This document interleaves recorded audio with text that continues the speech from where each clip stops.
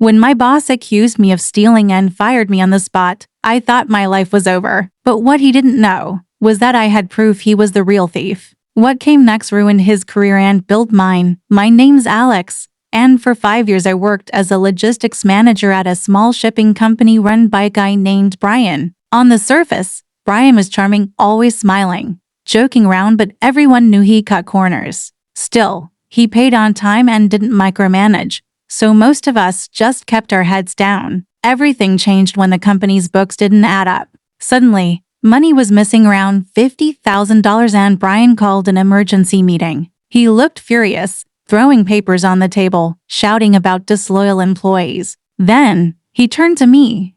"Alex," he said, "you're the one handling supplier payments. Care to explain why $50,000 is missing from your department?" I was stunned. I'd been careful with every transaction, but before I could say a word, he fired me in front of everyone. No investigation, no proof, just humiliation. I walked out with my box of stuff and a knot in my stomach. I'd just lost my job, my reputation, and probably my career. But anger burns longer than fear. I decided to dig. I still had a backup of company emails on my phone, something Brian forgot when he revoked my access. Going through them, I found an invoice from a fake supplier, Blue Line Freight. The bank account it was paid to, under a company registered to Brian's brother. That was the break I needed. I gathered everything: emails, transaction records, even photos of Brian's brother visiting the office on invoice days. I could have gone to the police, but I had a better idea. I contacted 3 of Brian's biggest clients,